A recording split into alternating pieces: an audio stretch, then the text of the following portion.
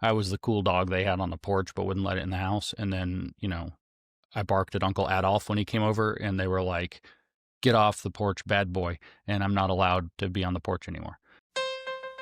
Welcome to the Reality Therapy Podcast, where the truth will set you free. Welcome. Helping me with my interview today is going to be therapist Katie Kernodle, and together we're going to be interviewing somebody who needs no introduction, and that is mathematician, philosopher, and master swordsman James Lindsay. So welcome, James. Thank you, Ryan. That's a very polite introduction. So first of all, just tell us who you are, where you come from. I come from Knoxville, Tennessee. So I'm an Appalachian Southerner by raising, at least. But like you said, I've got a background, all my professional training originally, or academic training, was in mathematics. I did a PhD that I completed at the University of Tennessee in 2010 in the field that gets me made fun of course, of enumerative combinatorics. Not that I think the people who make fun of me even know what that means. And then I got involved in this kind of broad culture war thing, kind of in the early 2010s, noticed that what we used to call third wave radical feminism was out of control. One thing led to another. My friend Peter Boghossian and I started taking the steps to actually expose this. First, we wrote articles, we criticized, we argued. It didn't go anywhere, so we've decided, well, if that doesn't work, why don't we write an academic hoax and see what happens, which eventually culminated in us doing the grievance studies affair, which became pretty famous. Wrote 20 fake academic articles, sent them into ranking journals in things like sexuality studies, gender studies, race studies, and so on. 7 of them were accepted for publication. 7 more were still under peer review out of those 20 when we got caught by the Wall Street Journal because one of our papers was so crazy it couldn't be ignored.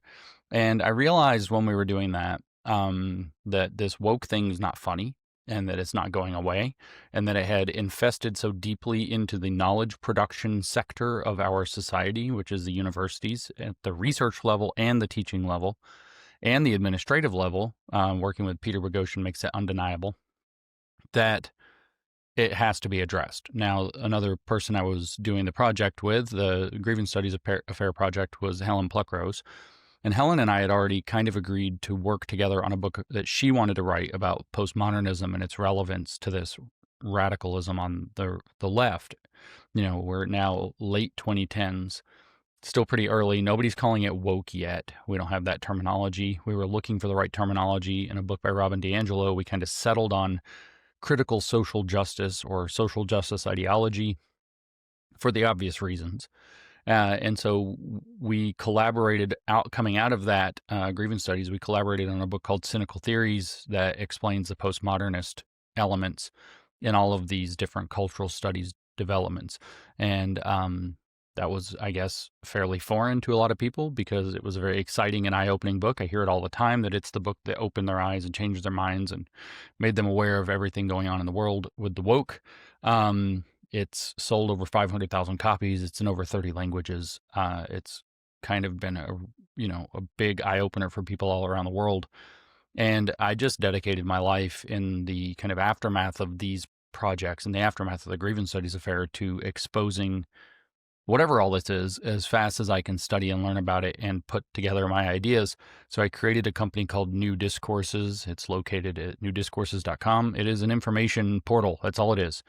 I am an LLC, so I am actually a for-profit company, and I operate like I'm a 501c3. I don't take any donations. I don't have any funders, but I put out information constantly for free. As fast as I can make it, as fast as I can read it, as fast as I can synthesize it into articles or podcasts or videos or whatever else. And I fight on social media and in these regards. So that's kind of who I am and where I've come from and what I've been doing. And, the Babylon Bee, it's circulating again today, a few years ago, put out a joke that said, there's finally found a 100% ideologically consistent person and he has no friends. And I was like, the woke right are correct. The Babylon Bee is not funny anymore. That hurts. But that's been the experience that I've had over the last couple or 3 years, but primarily the last year, is that by identifying similar trends on the right, similar modes of thinking and behavior, actually, is a better way to put it, though for their own purposes, I have been excommunicated from the American and I guess broader anti-woke right rather unceremoniously. It's like, I was the cool dog they had on the porch but wouldn't let it in the house. And then, I barked at Uncle Adolf when he came over and they were like, get off the porch, bad boy. And I'm not allowed to be on the porch anymore. Not that I was ever allowed in the house anyway, but you get me. So I want to dig into, because it's a funny thing of the Babylon Bee, and it reminds me of the meme where it's like a giant jar full of coins, and it says you put a coin in the jar every time James Lindsay was right about something. I would have to put a coin in that jar because, I read Marxification of Education, and I said, look, I love the grievance studies hoax. I love cynical theories, but I feel like James is unhinged on this one. This whole Paulo Freire stuff, that cannot be real. There's no way American education was taken over like that. Day one of grad school in my research methods class, the professor gets up there and says, we're not going to be doing anything quantitative. Everything we're doing is called social justice research and activist scholarship. And we get this from this guy, Paulo Freire. And I'm like, no way, James was right. And you apparently have this metric or this ability to discern things. And I'm wondering if you could break down your philosophy to how you see things before other people see things. I keep telling people I have basically one superpower, which is that I read and I believe. That's it. I read these people and I believe them. So in the example that you've given, for example, first of all, here's like the story of why I was doing anything to do with critical pedagogy anyway. So I mentioned, we did Cynical Theories, Helen and I did. And I don't know if you've read that book or not, but Cynical Theories, it starts off by describing postmodernism in general, and then it talks about how it took this kind of applied turn through the 1970s to the 1990s. And started to become much more activist. What it was adopting were the activist methods of critical theory and, frankly, Marxist activism. It was no longer just a fun French academic exercise in deconstructing knowledge and language and all of this. It got put to a use. And then we talk about 6 different domains in which this, has occurred that people might recognize. It's first post-colonial theory, then queer theory, then critical race theory. Then we talk about feminism and gender studies, which we treat as one object, and it's a complicated story because feminists. And then we go into disability studies and fat studies. But at the time when Helen and I were writing this book, we identified more domains that needed to be commented upon. But, publishers, not that we had this strict publisher. The guy at Pitchstone Publishing is actually really accommodating. He's really open-ended. He's actually a great guy to work with. So he wasn't that particular that we stick to the 70,000 word approximate word limit. But the deal is that books that are between 60 and, say, 75,000 words tend to sell best. They tend to deal with best. Like when you get over 70, 75,000 words, it just turns out to be a lot to read. People look at the book, they pick up the book, and they're like, I don't know. But when you hit that 70,000 words is like this magic sweet spot where you can really develop an argument or make a presentation and people will still read it, right? So you have that trade-off. Race Marxism, by contrast, if you wonder, is just over 100,000 words. It's a much longer book, and people have commented to me a lot that it's much harder. Marxification of Education and Queering of the American Child, as coincidence will have it, are within 100 words length of each other, and they're both 60,000 words plus or minus 500.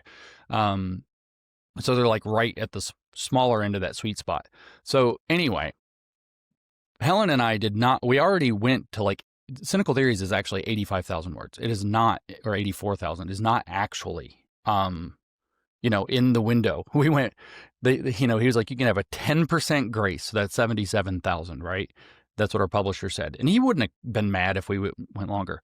But we were at 84, and we convinced him that 84 was okay. And it would have been another chapter for media studies, another chapter for critical legal studies, another chapter for the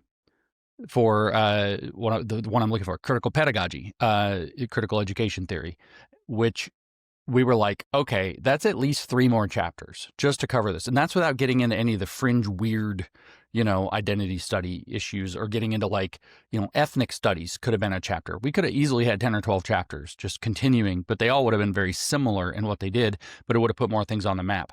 But critical pedagogy was one of them. Now, at the time, Peter was finishing up, while we were writing that book, Peter was finishing up a book that he and I worked on together called How to Have Impossible Conversations, which also has done rather well, surprisingly. And in fact, I just recently learned that it has gone viral in mainland China, so I don't know what to think of that at all. But apparently it's sold like over 100,000 or 250,000 copies in China or something. It's gone viral in the Chinese business community for whatever reason, which is amazing to me. I've never seen a copy in Chinese, whatever. But he was busy doing that. But his intention was, when we were all talking, we were all friends and we'd all kind of work together, he was like, I'm going to tackle critical pedagogy. So Helen and I kind of put that extra on we don't need to worry about this, right? And so I was trying to help Peter out with his primary research because he was finishing the book that he and I were doing together. So I went and found a bunch of books that I was like, Pete, these are the books you are going to need to read to get your head around critical pedagogy. And one of those books was overwhelmingly, when I started looking around, what people were saying that you had to read to understand the subject. And it was Isaac Gottesman's book, The Critical Turn in Education, which documents I think the subtitle is something like From Marxist Theories of Education to Post-Structuralist Feminism to Critical Theories of Race. And I'm like, you've got to read this book. And I guess he started the book and then he just decided that project was too overwhelming. He had something else he wanted to do and he didn't want to do critical pedagogy anymore. But his goal was to be the guy who takes down Paulo Freire. A lot of people don't know this. I don't want to out Pete because he's a little bit mysterious about it, but Pete doesn't have a PhD. He has an EDD, so he has an ed doc. Therefore, he knows the relevance of Paulo Freire to education schools, especially up in Oregon and whatever else. So anyway, I thought at the time Pete has critical pedagogy covered. Then I realized Pete's not going to do it. And then I was like, somebody needs to do it. I had kind of wrapped up my chapter. I'd written Race Marxism and published it. And in my opinion, had wrapped up my chapter on researching CRT. When I put out Race Marxism, I think we could go find the tweets or the posts or the podcast or whatever. Then my opinion was, I have now said the last word on critical race theory that I ever want to say. I don't have anything else to say about this subject at all, right? I've covered it. And so I was like, well, what am I going to cover next? I looked at cynical theories. There's queer theory. There's post-colonial theory. They're both relevant, but how relevant will people get it? And then, fat studies and disability studies are important, but silly. And like gender studies isn't really that big of a thing anymore. It's more like the queer theory stuff. Now I'm kind of like hashing through which one I'm going to do next. And after having done CRT as deeply as I wanted to, and I suddenly was like, it's got to be critical pedagogy. So what I told myself was I was going to get involved in that. I was going to read the Critical Turn in Education by Gottesman to get started, to get other books, everything he cites. I was going to basically try to read everything he cites. By the way, that's the secret method. You read a book that's considered authoritative, then you actually read the citations too. Ooh, very tricky. This is called research. And so I was going to read his citations. It turns out there's a lot of them. I did not make it through all of them. But I was going to do what I said was like a New Horizons flyby of the education world to kind of give a leg up to the moms movement that was happening, the parents movement, to give a leg up to the teachers movement that was kind of less enthusiastically starting up. And just to have that commentary out there. So my goal was to spend 6 to 12 months in education and then go away and do probably queer theory next, right? And it turns out that you don't New Horizons fly by Jupiter. Education turns out to be a much larger center of mass or larger body of mass than Pluto. And so I got stuck in this education world and I was like, okay, let's take on Paulo Freire. Let's do what Pete was going to do and just do it full blast. And that's where Marxification of education comes from. Okay, so now your question was, how do you do this, right? How do you see around a corner in a sense? Or as the CEO of PragerU said recently to me, it's not that you can see around the corner, you can see around two corners. And I don't know how you do that. And so the reason is, what I did was I started reading Critical Turn in Education. And it says in that book, the first sentence of the book is, where did all of the 60s radicals go? And it says, not to yuppiedom, not to the religious cults, to the classroom. Here's the radical thing I did. I believed him. I believed him. A few sentences later, or paragraphs later, he's talking about how Paulo Freire's influence has grown by the early 1990s, he says, blah, blah, blah happened in 1990, and within a couple of years, Paulo Freire's influence had grown to where it stands today, which is to say, everywhere. I believed him. I believed him. That was it. And so I was like, okay, Marxist theorists of education themselves, writing their own history, are claiming that they completely took over colleges of education by 1992. Fast forward, does that match what we're seeing now? Yes. How does it work? Well, here's what Paulo Freire wrote. I read Pedagogy of the Oppressed. I read Politics of Education. I read Education for Freedom, or whatever the heck he's got like 30 books, and they're all the same book. It's the same ideas over and over and over again in new packages. So I read like 4 of his books, and then I thought, okay, I got, the basic idea what this guy's about. And I wrote it down in terms of what I was seeing actually from parents and teachers in classrooms, seeing the generative themes method, the codification, decodification program, and the results, that you would expect from an education program like this. I just kind of worked backwards and figured out how it must be being applied. I read Gloria Ladson Billings and saw how she repackaged it to make culturally responsive education. And then I just wrote the book. Actually, the story on that book was that I was asked to write a brief for a lawsuit in Tennessee, where they were suing an SEL program and a CRT program against how state law in Tennessee had prohibited that in the schools.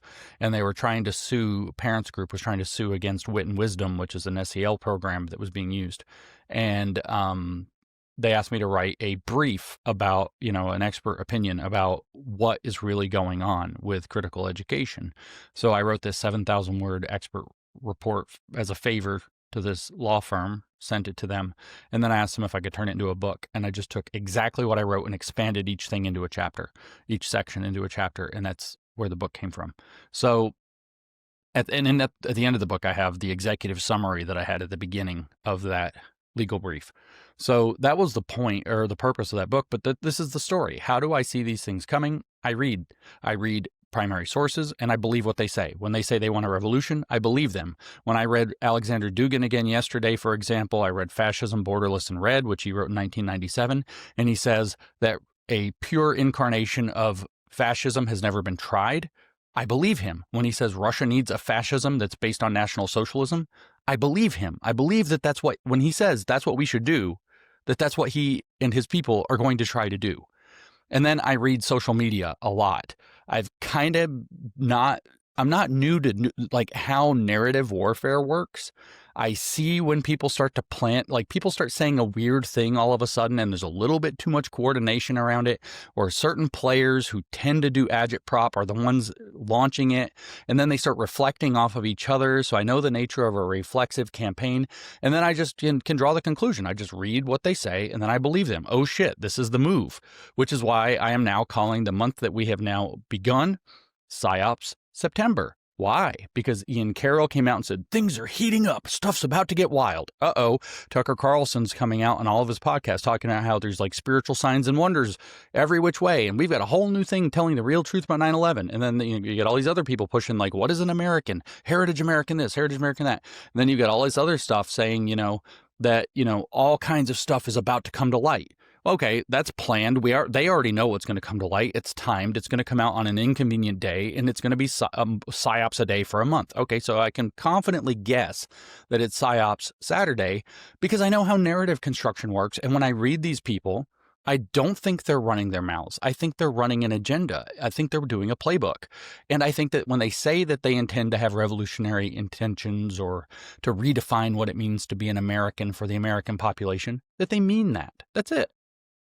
So that was fantastic. I want to get Katie in here because, Katie, I feel like this is right in your wheelhouse. What do you have?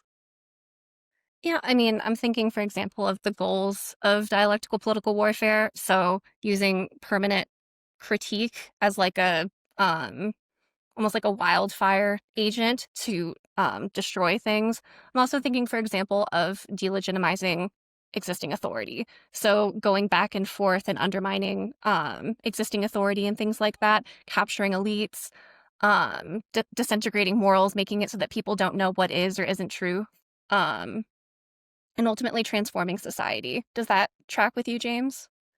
Yeah, I mean, a great example of that I actually said, I've been saying for about a year and a half. I don't know if I want to say how I figured out that this was going to be coming down the pike eventually, but it is down the pike now. But in January, I did or December to January, I think. In January, I did a thread called Critical Reagan Theory, right? I said, oh, you can make a critical theory out of anything. Let's just do a critical Reagan theory. What would that look like? And go through all these complaints about Reagan. And it looks like I'm just doing my thing where I'm like, oh, this is what a critical theory applied to Reagan. It's all abstract. This is what it would look like. But that's not right. I was reading people who were making critiques of Reagan, and I was just incorporating their various critiques into my critique, my theoretical, hypothetical critique of Reagan. And so now we've got critical Reagan theory launched. And the point is exactly what you just said. It's like, I love that metaphor of critique as a methodology, like being like a wildfire. Right. And so it is. It's like the way that these psyops or reflexive campaigns work. It's like they do what's operational preparation of the environment. They seed all these narratives, and that's like spreading, I think of like tinder and pine needles and lighter fluid.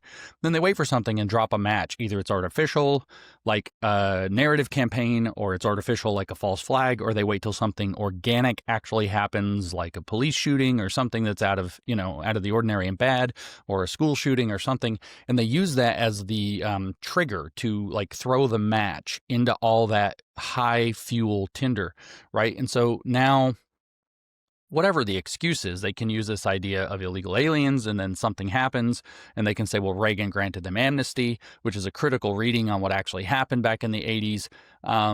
And then, take it to the graveyard here. And the point with that wildfire is exactly what Katie just said. It is to undermine the authority that exists in the conservative movement, looking to Ronald Reagan as one of its figureheads. They'll do the same thing with Lincoln, I can assure you. They're going to look back to the various figureheads and they're going to burn them down. I can't tell you for sure whether or not they're going to do it to Washington. They may or may not, but they will and have done it to Jefferson and Madison, just like the left will, because they hate the Constitution. So you can make some pretty good inferences at which directions they will go, how that critical theory will work. But the goal is to basically, it's like people have all these anchors into their understanding of the world. Ronald Reagan is our guy, and this is the kind of America he stood for, and he beat the commies. That's a big, deep anchor for modern conservatives since, probably at least the later 1970s, certainly since 1980. And so they need to cut that tie. Why? Because they need conservatives to not know who they actually are. They need them to doubt who they think they are. Oh my God, I've built my whole conservative belief off of Reagan, and now your friend telling me Reagan's a bad guy? Or like they did with Martin Luther King last year on Martin Luther King Day. I'm not saying Martin Luther King's a good guy, but we've held him up and venerated him as an American hero because he spoke at the right time, in the right place, under the right circumstances, in the right way. Maybe the only time he said the right thing in his entire life, he spoke the Constitution. He breathed the Constitution when he told us that he has a dream, when he explained what his dream was, as the saying goes. Everything else could have been commie, philanderer, whatever all the stuff is. But the point is to undercut the good thing he did and the root that it gives us in terms of knowing who we are by going after all of the other stuff. So once we're rootless, they can redefine who we are and how we think of ourselves. When you get rootless, as George Soros explains, explaining the theory of reflexivity, explaining this in The Alchemy of Finance. When you're rootless, and you guys are therapists, you understand this, when somebody becomes rootless, they can't figure out how their identity is grounded any longer. They start grasping for anything that will tell them who they really are. Well, these people are providing that answer. You're heritage Americans. We're people in a place. Of course, we didn't say blood and soil, wink.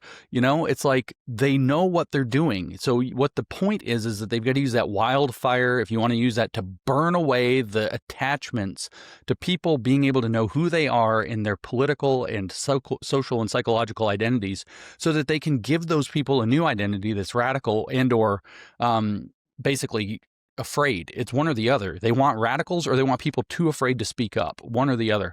And people need to be, this is that state that Katie's mentioning that's called demoralization. These are demoralization ops. They don't want people to know true and false for themselves.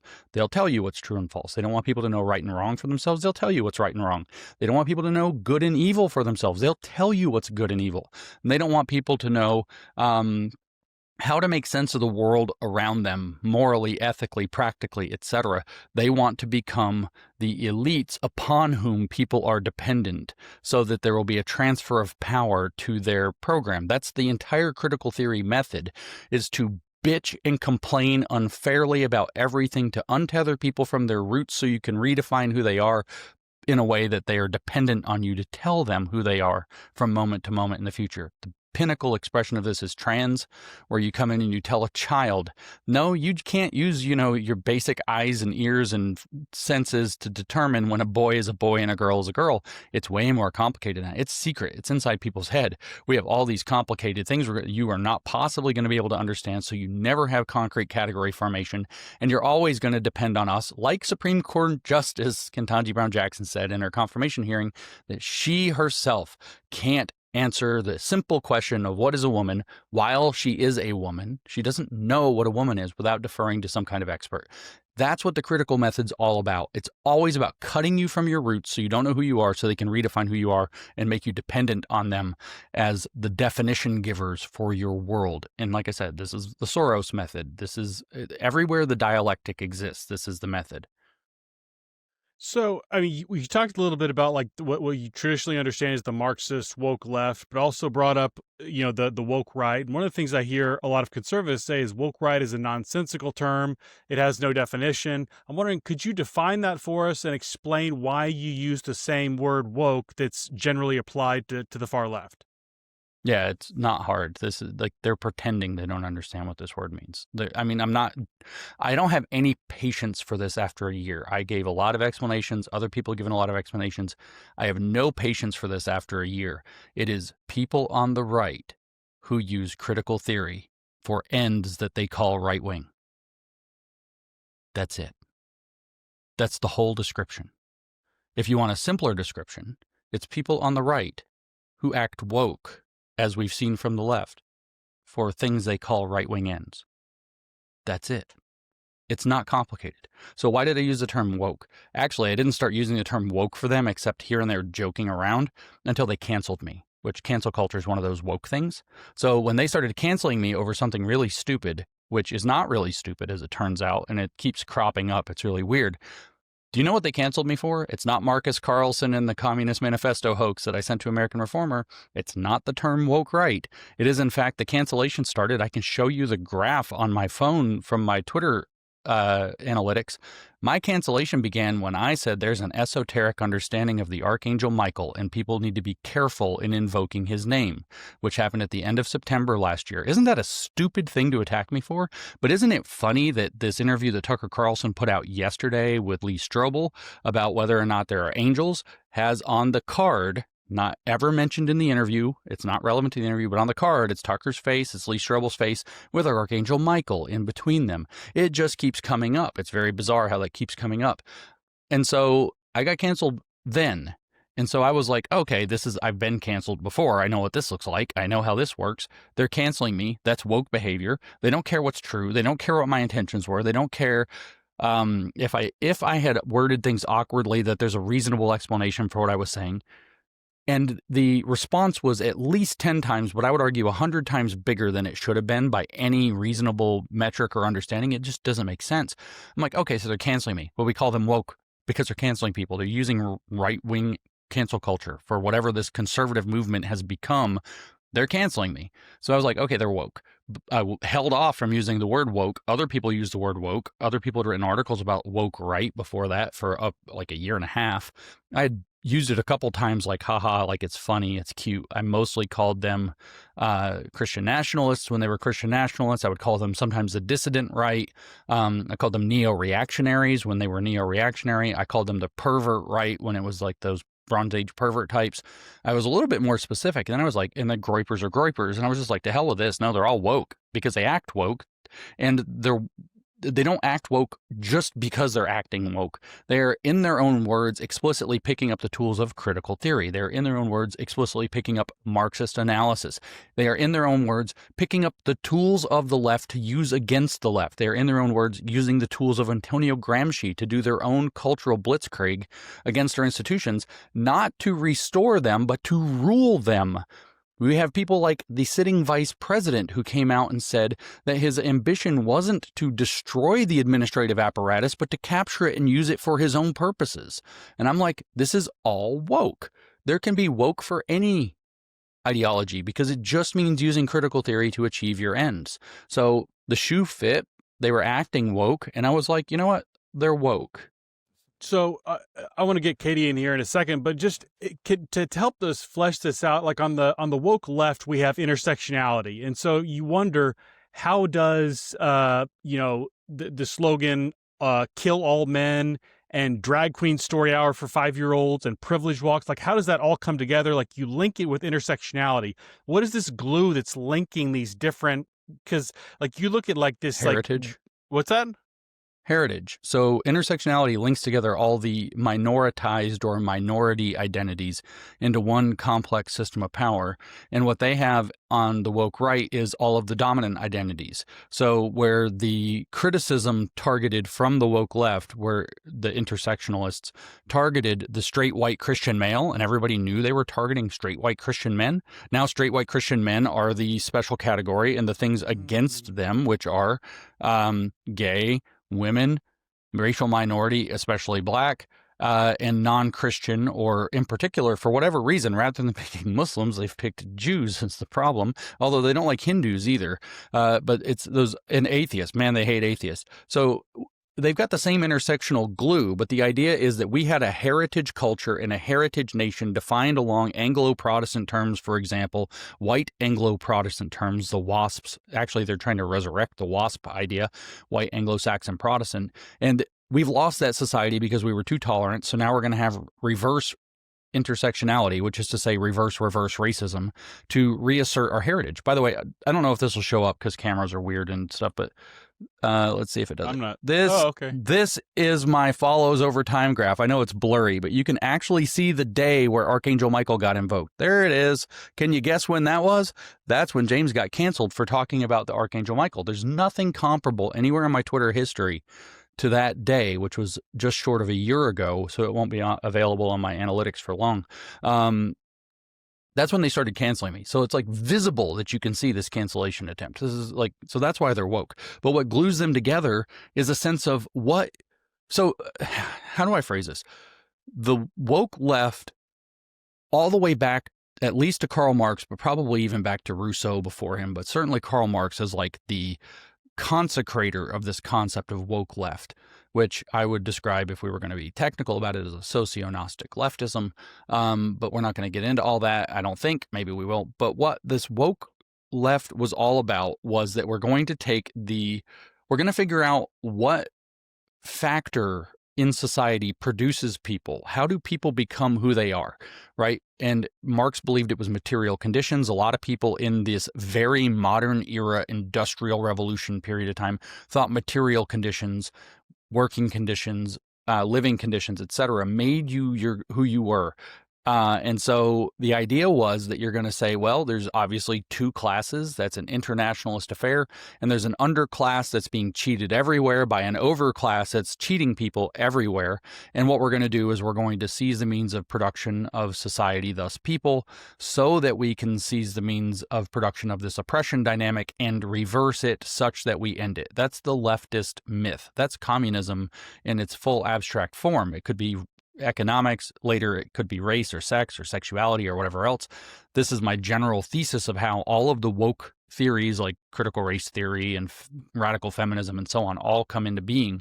But the radical right says it's not that way. There's not this universality to humans where there's an artificial divider of class identity imposed upon us by an unjust dynamic.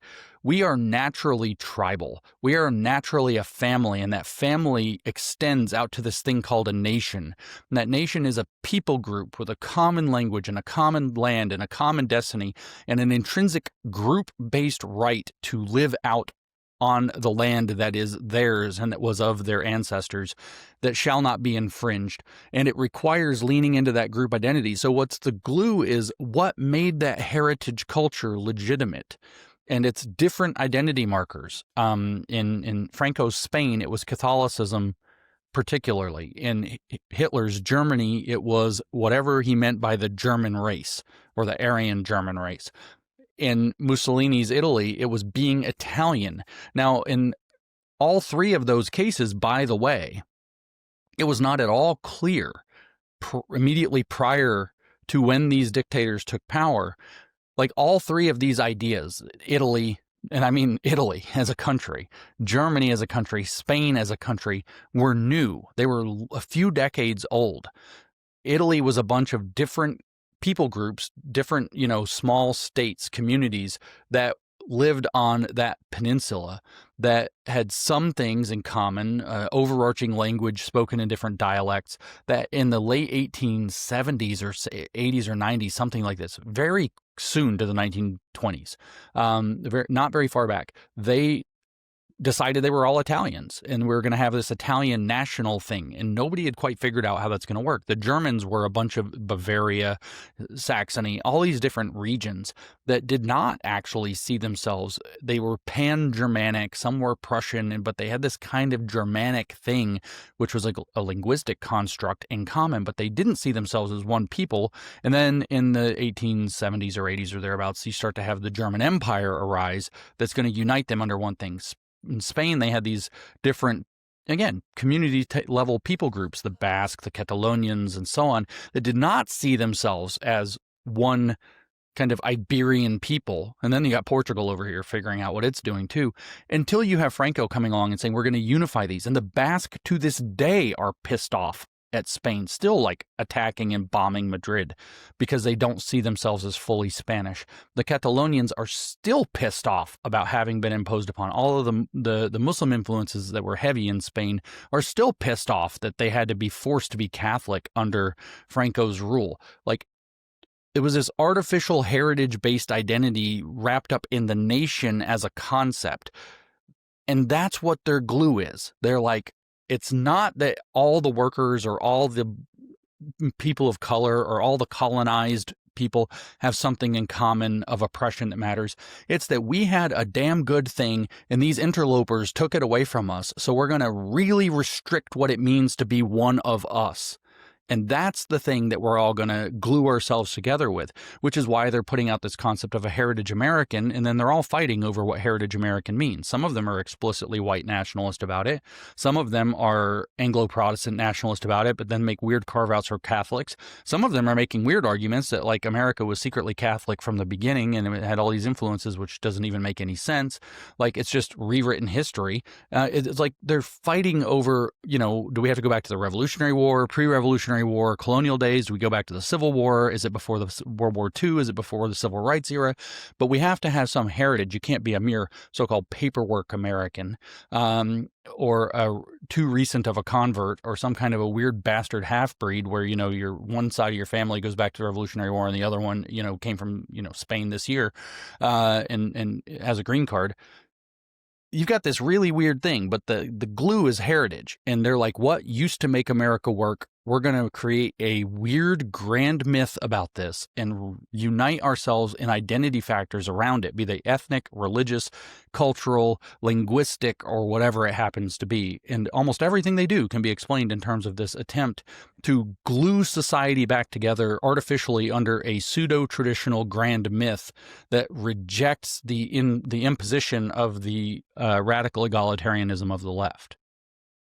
Katie, you want to jump in? Sounds, by the way, very specific and not vague and weird, right? Like, I know what I'm talking about when I say the woke right. It's not everybody I don't like. No, I got it. You want to jump in, Katie? Yeah, well, something that I think is important to kind of pick up in what James was saying is specifically how they're preying on people's like emotional vulnerabilities. So I'm thinking it's very pathos driven. In a recent podcast, James, I think you kind of discussed how the woke right is not only true as a label, but it also beats the dialectic strategically. And one of the things that was really difficult for me to come to terms with was the fact that the word fascism is actually appealing to a lot of people, that it actually kind of makes them sound cool. But the more that I reflect on some of the vulnerabilities that Marxism kind of pulls people into, I think they're very similar in fascism and sort of like this playing on people's resentment, their I guess like nostalgia for a non-existent past, things like that. So I'm wondering if maybe you could talk a little bit about that. Yeah, I mean, well, actually, like I said, I was just reading Dugan again yesterday in his essay, Fascism, Borderless and Red, where he clearly and plainly advocates for a Russian fascism or a Russian national socialism. He uses both words. I'm not, interpreting here. He uses those phrases to describe what he means. He directly compares to Mussolini and directly compares to Hitler and says, this is what I actually mean. And like I said, he says, real fascism has never been tried. That's not the exact sentence. I don't have it open, so I can't read it, but it's something like fascism in a pure incarnation has never been instituted or something to that effect. And the reason it's never been instituted is because, Katie, he says that what fascism is, it's not this corporatism where you have this state corporate fusion that, like Mussolini said, that fascism could be described just as corporatism. It's not that, he says. That is a type of fascism. He calls it a right-wing type of fascism, but he's advocating for a left-wing type of fascism that's more socialist in nature and all this other stuff. And he says what's actually missing in every attempt that there's ever been in the world to have, he calls that national capitalism, by the way, and he doesn't like national capitalism, which puts him at odds with Putin, I think. But he says what's missing in every attempt, and in fact the reasons why the earlier fascist attempts failed, was that they don't have the core fascist pathos. That there is at the heart of the project a pathos. That's the word he uses more than once. It is a 2.5-page essay, and he calls it a pathos more than once. So there's a feeling, an emotion, a nostalgia, he says it's brutal, that it will have absolutely no limits. So it's completely unhinged and unchained. It's going to do whatever it needs to do. He mentions explicitly that there will be purges necessary to destroy people who don't go along with the program. This is a 2-page essay. It's amazing what the man packs into this thing. So it's missing this pathos. And because the pathos isn't pure enough, this sense of identity and belonging rooted in the idea of the pure and accurate nation, where purges are necessary against the people who aren't pure enough. What happened in, say, Germany, or what happened in Spain, or what happened under Salazar in Portugal, or what happened with Mussolini, is they had to make deals. They had to compromise their vision. That's why he says real fascism's never been tried. They had to compromise their vision by making deals with the conservatives, by making deals with the religious leaders, by making deals with the national capitalists, by making deals even sometimes with other elements in society in order to secure their power. The practicalities of realpolitik got in the way of the implementation of the true and pure pathos-driven fascism that he envisions for Russia, which he says explicitly will have an ethnic basis. Explicitly says it will have an ethnic basis. So, this is exactly what the program is. It is a way to take people who are frustrated. I almost tweeted this yesterday, but I couldn't figure out how I wanted to word it. They are making us mad about everything we should be happy about, and making us happy about things that we should be mad about. So we look at what Trump is doing, for example, and it's a mixed bag. I would love to be it'd be great for my career to be like a rah-rah cheerleader, President Trump. Ooh, I'm loyal to the president. I'm not even thinking. My brain is off, and say everything he's doing is great. But he's actually doing some really good stuff about, whether it's in the Middle East, whether it's peace accords, whether it's ending wars, whether it's dealing with Harvard or taking on some of the woke stuff. It's controversial, but I think there's a needle he can thread and do really well with the situation in federalizing the DC police. He's making some bold moves, and many of them, are exactly the kind of thing. And what happens is all the influencers, these so-called right-wing influencers who should be coming out and having conservative Disneyland celebrations every day, are screaming that he's doing it wrong or not going far enough, or he's just a half measure. And they're making you mad about the successes, which is tapping into those feelings of frustration. People are sick and tired of this woke left crap, and they want it over. They don't care how it's over. They just want it gone. And every attempt to get it to go away, they just change the name. They just keep doing it. They defy the law. It's extremely frustrating. It's still in people's faces at work every day. It's still in people's professional stuff. It's still in their kids' school. So they're frustrated. So everything Trump does right, these influencers turn up the temperature and say he's not doing enough. It's not enough. He's not radical enough. Curtis Yarvin has a big Like, he's famous for saying all the time, it's 2% of what we need. 2%. Trump is 1 out of 50 as effective as he should be because he won't be an unbound executive and do more. So on the one hand, you have him, everything we should be happy about, all the progress that we're legitimately making, the wins we're getting in court, blah, blah, blah. This is all stuff they make you angry about, that it's not good enough. And then all the things that Trump's doing that are like, wait a minute, what? This Stargate thing? Like, what? And then, when in doubt, deflect to Epstein, freak out about that. And then the Iran war thing, the conflict 12 days, I don't know, we bombed one time and it was very successful. And, they were all out, the so-called panicans were all out like, oh, it's going to be World War III, everything's going to end, and then they were like, right afterwards, they're like, oh, good thing all of us influencers convinced President Trump to act prudently. And it's like, they're making us mad about everything that's going right and making us either unhappy or ignore everything that's going wrong. And it's like, this has got to be deliberate. Like, we used to say this stuff with the left is like, if they were merely wrong, their wrongness would point in opposite directions sometimes and cancel out. Like, they would point wrong in different ways. But when all the wrong points the same direction, they're being wrong on purpose. They're directionally wrong on purpose. And this is happening again. And so what I see is what Katie was saying and what Dugan confirms is that there is this fundamental drive to put it kind of in older classical language, to put the horses of passion in charge and to remove the seat of reason from driving the chariot. Why? So that these people, who are the people with the whip, can keep the horses going in the direction that they want. Or more in plain language, they're trying to keep people agitated and pissed off so they make bad decisions, so that they don't see the success stories as a reason to calm down and to cool down. They want people in that frustrated, desperate, it's not good enough, nothing's good enough state.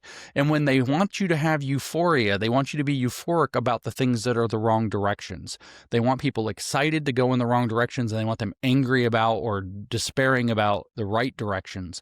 And this is it's like you have a pot on the boil and you're holding the lid down, like playing a game to see if it's going to blow up. Pressure cooker kind of a situation. And it's all emotional manipulation and politically motivated manipulation. So the idea is to take the logos or the logical or the reasoned aspects, which is why man is created in God's image, because of our ability to reason, to take that out of the equation and to insert into the equation more and more and more raw emotion that's going to be directed by them, just like with the critical theory thing we described earlier. So I love that. I was wondering if we could switch gears a little bit and get you to comment on therapy, because that's the field both of us are in. And I know you've retweeted a couple of my posts about grad school, about how it's, essentially your primary goal is to be like a woke intersectional Marxist. And if we help people with our mental health, that's secondary. I'm wondering, Katie, could you jump in and kind of draw some connections between like liberation psychology and how that's infiltrated and influencing the fields of therapy and psychology at the moment? Yeah, absolutely. So right now, liberation and decolonial psychologies are really huge in counseling, social work, and psychology.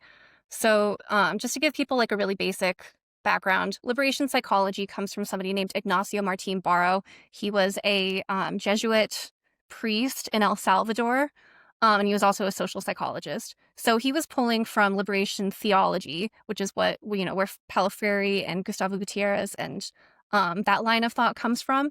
I'll just like as a side note, just note that there's probably like some KGB and intelligence operations kind of going on underneath there. And then also something called the analectic turn in community social psychology. So in the 1970s, social psychology had a crisis. In North America and Europe, it tended to either go to like, what we would consider to be postmodern critical reflexivity or more empiricism. Whereas in Latin America, it had what they call the analectic or anadialectical turn, which is basically just like a Marxist turn. It's taking Marx's like social ontology or like social theory of man seriously, interrogating psychology from below and treating oppression as ontological and not just epistemological. So I think all of those together kind of indicate this direction that counseling and psychology are kind of going. Palafrey, like you, Ryan, Palafrey was a part of my program. In general, people are kind of framing healing, like what psychological health is to have a critical consciousness.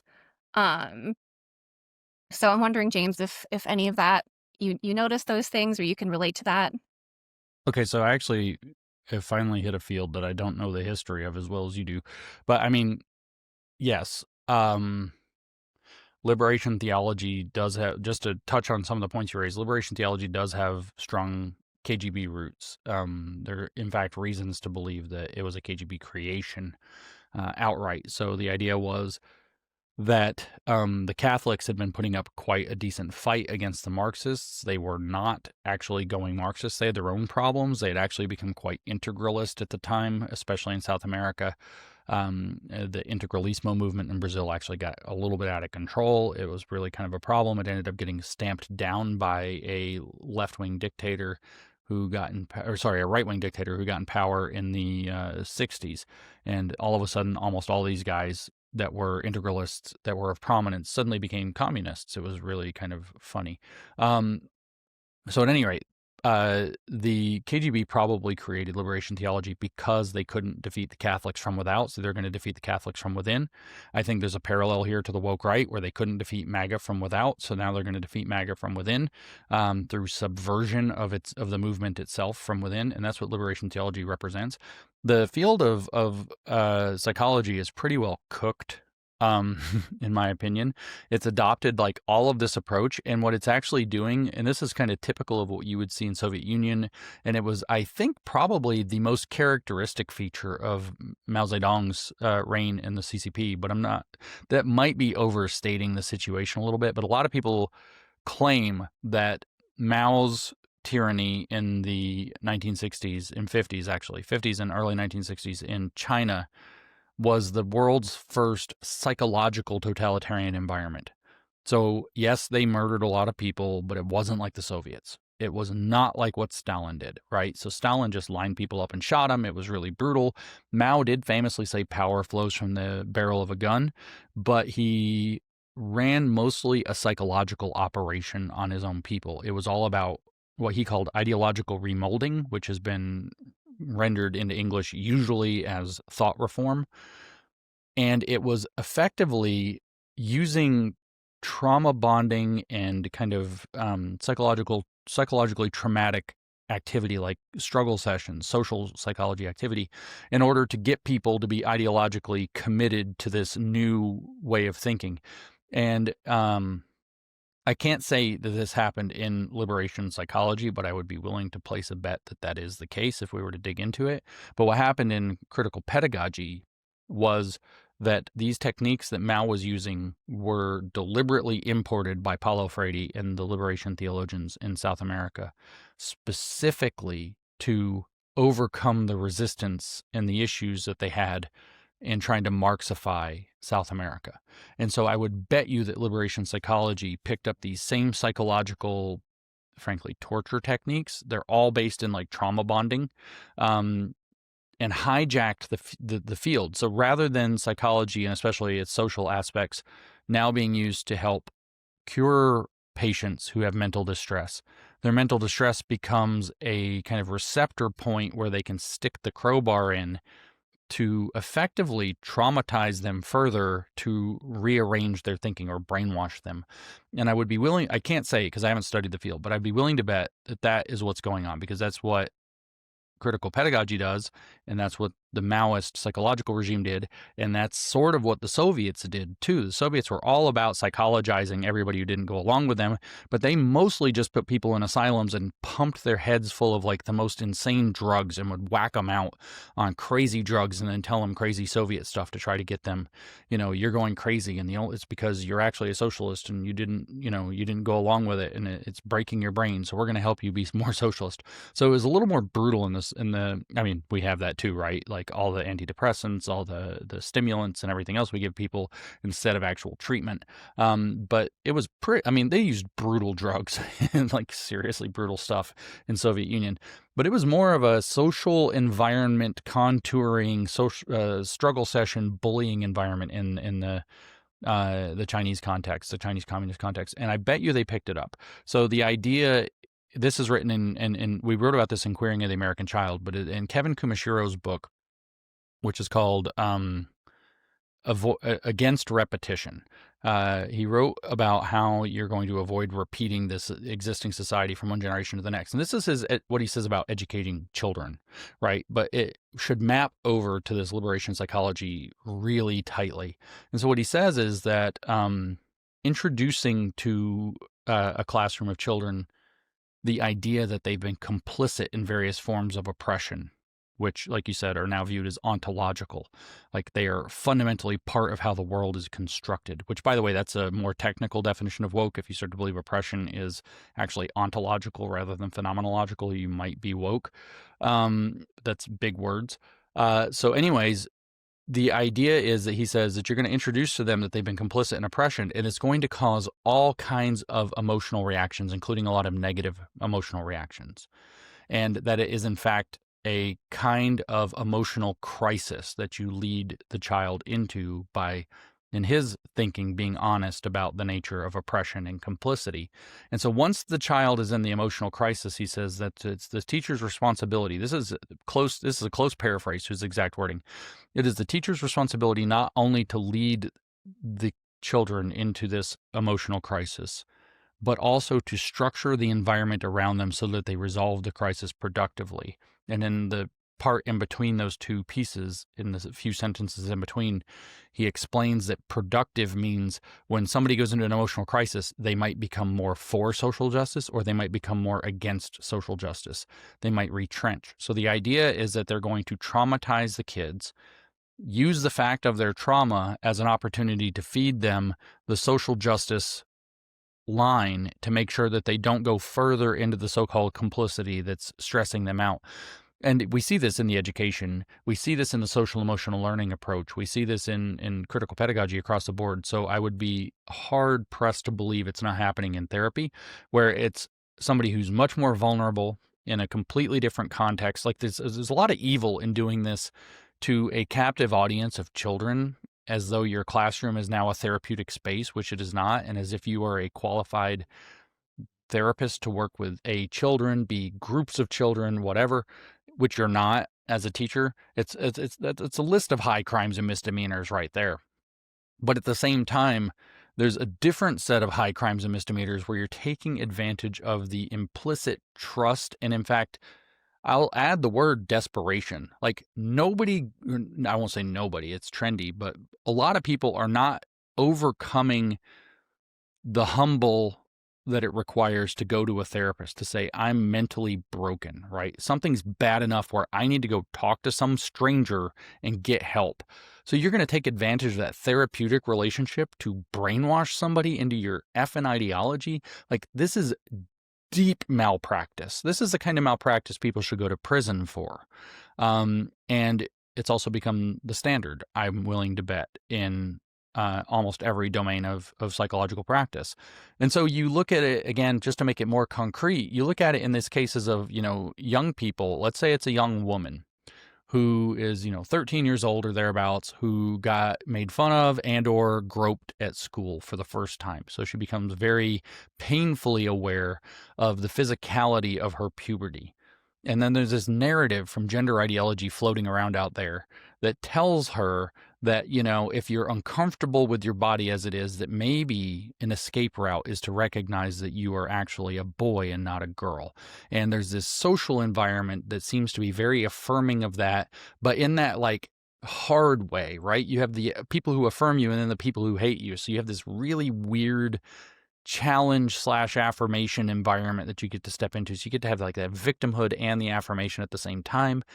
So you have this weird stew going on. And so they finally go to a counselor who then tells them, oh yeah, well, that's true. Like, you totally probably, it's not that you got groped and it's hard to deal with the facts of your body and violation and all of this. It is, which violation is a big deal, especially for a young woman, especially if it's the first time she's experienced something of that nature and realizes it's connected to something in her body she's not sure about and can't do anything about it. And they're like, oh, you can stop this. Here's this cool stuff we can give you, and here are these surgeries, puberty blockers, super physiological doses of cross-sex hormones, and then, double mastectomy or whatever else down the line. And you can escape all of this trouble. The boys in your class don't have this problem. Only the girls do, so we can help you.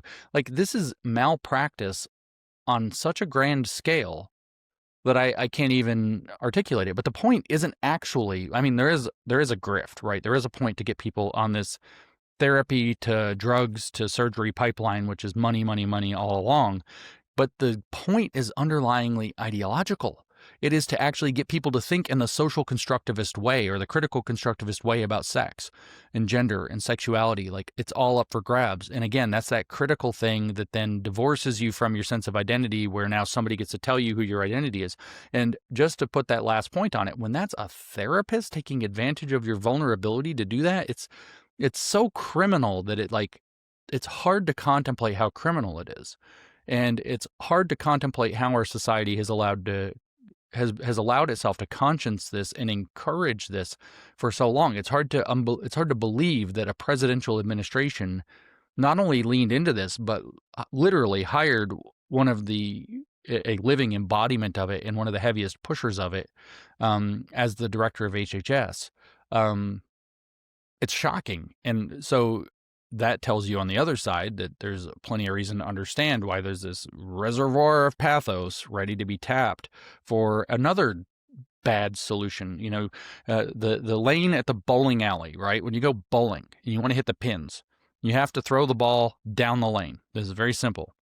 And on each side, the left side, there's a gutter. And on the right side, there's a gutter. And then the ball goes in the gutter. Unless you really torqued it, it's not coming back out of the gutter. It stays in the gutter and it falls off and you get no points. So the idea here is that the left is trying to drive people into that gutter to break them from their identity, to control them. And then for the people that can't, they want to make sure that it all gets tilted so they fall in a gutter on the other side, on the right, where they can't actually do the right thing either. And it's all like we just talked about, exploiting vulnerabilities, which can include, a pathological state of pathos, a pathological emotional state for ideological ends, which is, and again, I'll just use the phrase, it's high crimes and misdemeanors of some sort to do this. But this is, I think, the nature of what's happening. But yeah, I think this is what's happening in therapy. And I think it's endemic. And it's like in teaching, there's just not enough people speaking up about it, to do something about it, to say something about it, to dig in like you guys are, to understand where and why it came from and how it's happening. And once you understand it, then you get to start the unbelievably impossible process of unwinding the schooling, the licensure, the getting rid of the inadequate professionals that you have to deal with. It's a gigantic mess. Katie, I don't know if you want to jump in here. You can say anything you want, but I'm wondering if this would be a good time to connect that type of line of thought to like what you're talking about earlier with cults. Yeah. So, like what James is describing with critical constructivism, I think it's really like helpful for people to understand that once you're detached from reality and like you've entered this consciousness or this mind space, it becomes very easy to just kind of go further and further and further in. So if like you picture somebody going every single week to their therapist, they're just getting increasingly radicalized through like liberation, decolonial practices. So like, for example, one of the like things that is being pushed in the APA's flagship journal, The American Psychologist, something called problem-solving coping. So the goal is to have people not do emotion-focused coping, which is what most people would consider to be therapy, but to go do boycotts, marches. They used explicitly the word confrontation, like confront those that are perpetuating trauma, using like a Fanonian decolonial lens. And so like as people become detached from reality, I think you'll have a tendency to get like deeper and deeper into cults. And as a result, go further and further off the deep end into things that are illegal, unethical, etc. And you see this in counseling and psychology, like within the practices. So people falsifying records for insurance reimbursement. You saw that a lot in the gender ideology thing, using, for example, the like an endocrine disorder instead of gender dysphoria, like that kind of thing. So like one of the things, and what Ryan is referring to, that I wanted to ask you about is specifically online cults, because I've seen you mention this on Twitter, and I think it would be helpful, especially for an audience of therapists, to be able to understand like maybe some of the things that you think are missing in our understanding of online cults specifically, and how that's kind of like changing the landscape there. Yeah, I like how you kind of framed that. And I'll just point out that whether it's an educator, whether it's a therapist, whether it's a medical provider, a lot of times these people have actually drank the Kool-Aid, so to speak. They're actually in the cult. It's kind of funny because drinking the Kool-Aid is actually how you get out of the cult. Dark humor. But at any rate, they've drank the Kool-Aid, they're in the cult, and they want their beliefs affirmed, right? Your world, if you are, let's say you're actually woke, right? You're woke. You believe the full gender ideology thing, and your identity as a good person, your social identity, your professional network identity is all wrapped up in that. Who you are, who you understand yourself to be, is all wrapped up in believing gender ideology is true, which is a hard thing to maintain because it's not true. So you run into reality all the time. And so then you have this situation, right, where somebody comes in and wants help for something going on in their lives. You have an enormous incentive to force your worldview onto that person, because the act of them accepting your interpretation affirms your worldview, and which you're desperate to find affirmation for. So there's this cycle of abuse that's kind of caught up in, where for the non-malicious members of the cult that are in practice somewhere, they have a cult-driven incentive to perpetuate and spread the cult, which is that their main goal is no longer to provide a service or help or aid or treatment to the patient or client who has arrived, but instead to affirm themselves in their set of beliefs. And that's a major problem, this cult conflict of interest. So I'm glad you put it that way. The way I think of it is that you can be a little woke, you can be a lot woke. And the way that I've kind of been thinking of it lately, I don't want to do the whole metaphor or get into the whole metaphor, but this detachment from reality, it's like, I want to think of it like there's a bar across the top, and then there's two chains on the end that slide down into the pits, right? The left pit and the right pit, if you want, for left woke and right woke. It doesn't matter. We could just have one pit. I don't care. But I want you to imagine, we often talk about the slippery slope. What it is it's like each link down that chain, you can go down like 2 links, 3 links, 4 links, maybe there's 100 links down into being totally woke, right? So once you start sliding down that chain, what I want people to understand is that the chain is in effect greased. And the further down you are, the more grease there is on each link. So the further down you get, the easier it is to slip down and the harder it is to climb back up.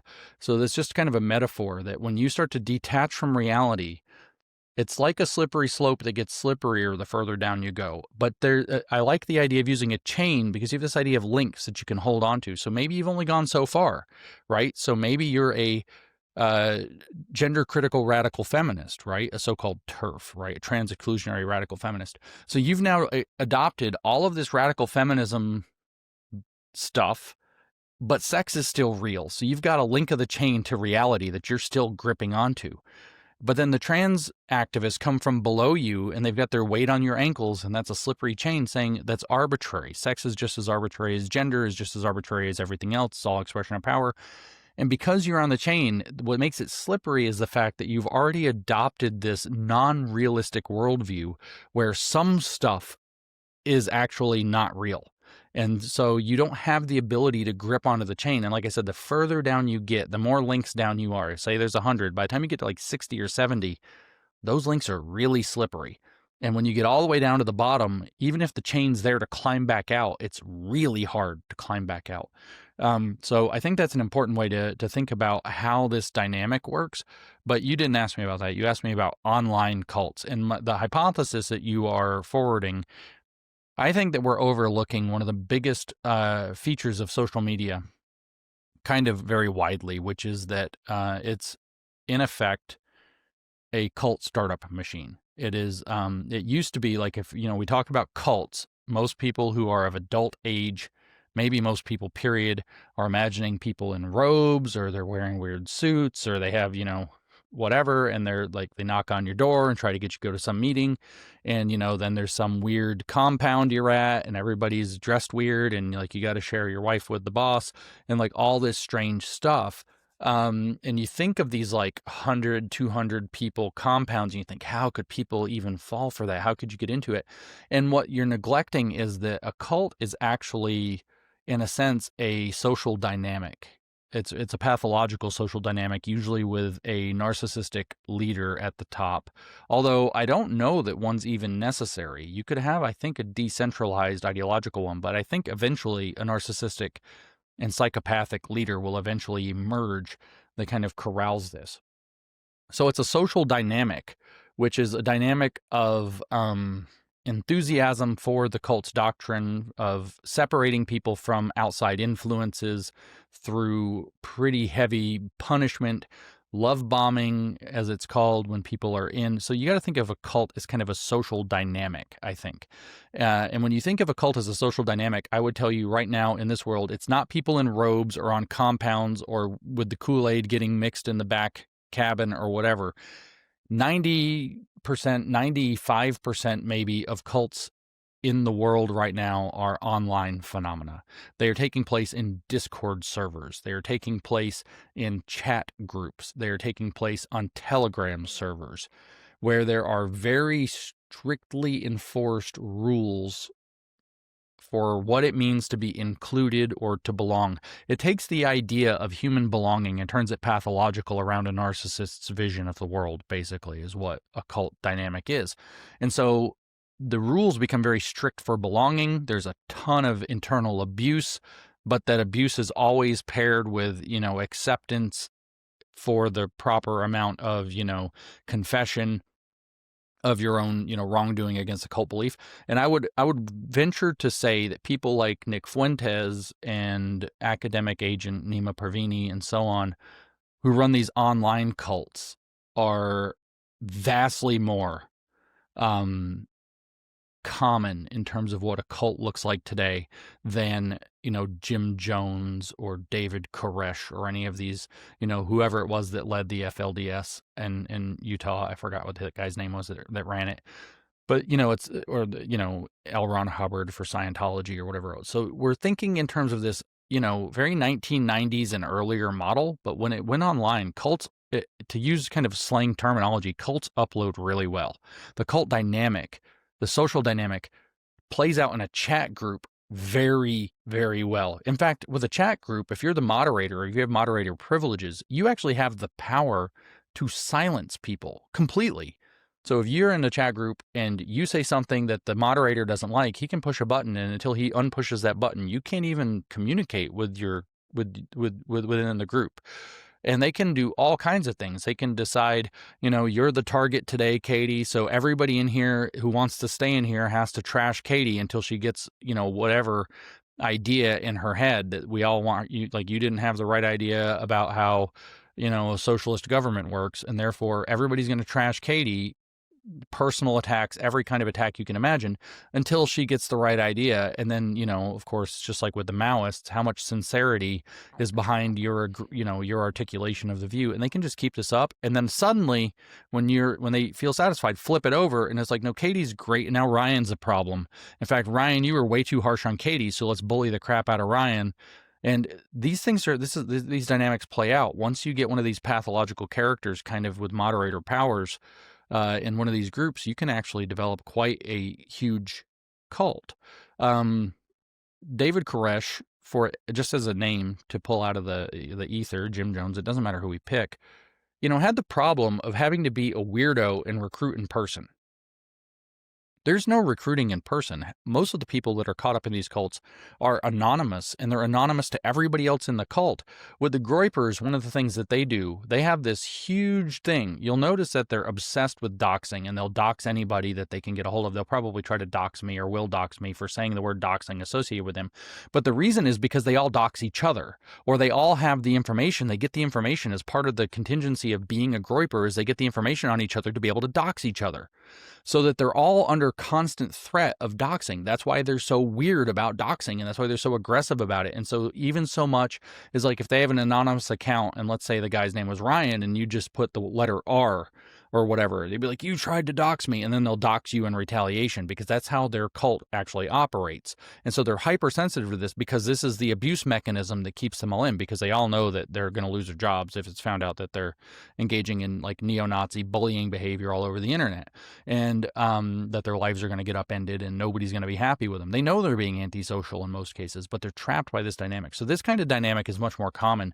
So when you have like, as therapists, when you're dealing with somebody who has kind of a lot of online behavior and they're kind of weird and disturbed, and you're trying to figure out what's going on, there's a really good damn chance they're in an online cult, that they found some taskmaster online who bullies the shit out of them and gives them a sense of meaning and purpose through the cult bullying and abuse dynamic. And they're caught up in it, and it's totally invisible to people, because it just seems like, oh, that's just normal online behavior. It's really abnormal behavior that happens to be prevalent online, to the point where I would say that it is the dominant experience online for the majority of people that we would classify under some, quantifiable metric of being too online, 4 or more hours per week greater than their peers, 6 or more hours per week greater than their peers, or whatever too online actually looks like. I would bet you it's the dominant experience of those people, with fewer exceptions than there are victims of it. And these things are rife. Like what you see with a lot of the fighting you see between these different factions online, where they go after each other, that that they're dogpilling each other and everything else, and they all go after each other, is it's the equivalent of gang warfare, but online. It's the same dynamic as South Chicago, but online. There's no guns, there's no nunchucks or whatever it is the gang members are using these days to bully each other up, but it's the same dynamic. And I don't think people are thinking at all, in fact, in terms of the fact that, because it's, you're sitting in your living room, chill, all the same psychological dynamics are playing out socially in your head, regardless of whether you're actually doing this with people in person.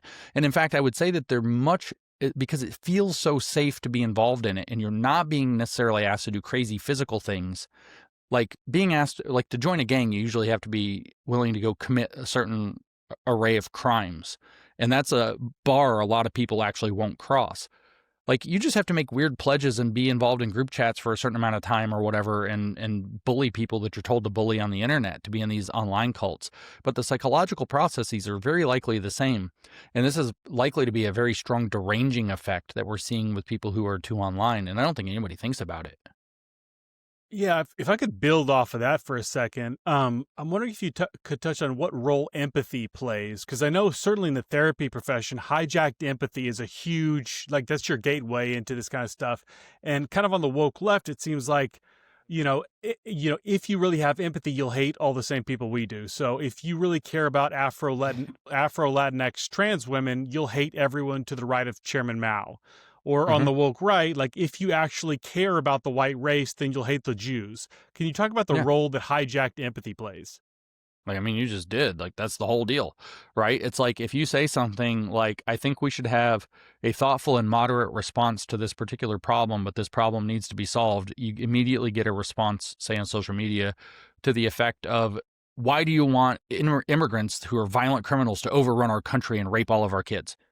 This is a hijacking of empathy. It's the exact same, it's different words, it's slightly different circumstance, but it's a high emotional valence manipulation, and the goal is to hijack your concern for a group of people to get you to adopt particular political positions. It's the exact same thing to say, like, okay, I am not like, just hypothetically, because this isn't necessarily, I'm not expressing a position that I necessarily hold or don't hold. But let's say that it came out that, like, now we're supposed to be against anchor baby citizens. So somebody who was pregnant, crossed the border illegally, had a baby in America, the baby is an American citizen by constitutional birthright citizenship. Okay, so let's say that there's this huge debate that erupts, and now, the woke right, let's say, is against birthright citizenship in the case of an anchor baby circumstance, which, by the way, is a valid position within the realm of debate, I think, because the mother's intentions were not actually to immigrate or whatever else. I think there's a legitimate debate there, wherever somebody falls in that debate. Okay, so let's say that that's the thing. And then you say, my position, I think this is a place where there's legitimate debate, but my position happens to be, and again, I'm just being hypothetical, that, the Constitution is clear. If you're born in America, you're American, and you get all the rights and protections of every American citizen, because that's the letter of the constitutional law, and I stand by the Constitution. Okay? And which is a defensible position within that particular debate. I don't know if it's the right one or not. An originalist conception might actually disagree with that. But let's say that that's one you take. And then the reply you get is, you want foreigners who hate America to take over our country and rape all of our daughters. That's what I'm saying is that reply is identical in manipulative content to, if you don't let me transition, I'm going to commit suicide. It's the exact same hijacking of empathy, where we don't even call it hijacked empathy at that point. We call it emotional blackmail, right? It is a level higher than just a hijacked empathy. And so you have this, you have in both senses, you have the set of people, the classes of people, class by that economic class for the Marxists, race for the race Marxists or the critical race theorists, women for the feminists, queers for the queer theorists, and so on. You have the legitimate oppressed people, and everybody's supposed to upend their lives, upend logic and reality to accommodate that through empathy. We've heard that for years. Woke is just empathy. It's just compassion. It's just caring enough, right? So we all understand that. Well, the woke right has its own set of legitimate people who are alienated, estranged, and aggrieved, and we are supposed to be empathetic for them. And if we don't go along with their political program, then we are accused of not caring enough. So it's the same empathy hijacking program. If you don't do this, you're no solutions, and you just want us to fall into gay race communism. I get accused of being communist every day. What does my shirt say? What does it say? Anti-communist. No, James is a closet communist because whatever stupid reasons. The fact of the matter is that this is the mechanism, because these are both religions of pathos, which is a nice way of saying, or a fancy way of saying, pathological religions. They are emotion-driven, empathy-driven, but the hard part for people to understand is each one locates a legitimate community that stands, because of its alienation and grievance, to be rightly deserving of empathy that is proved through political action in agreement with the radicals.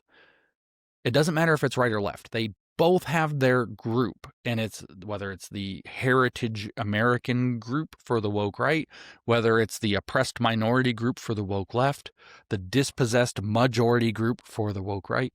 It doesn't matter. They have a legitimate community who's aggrieved and alienated.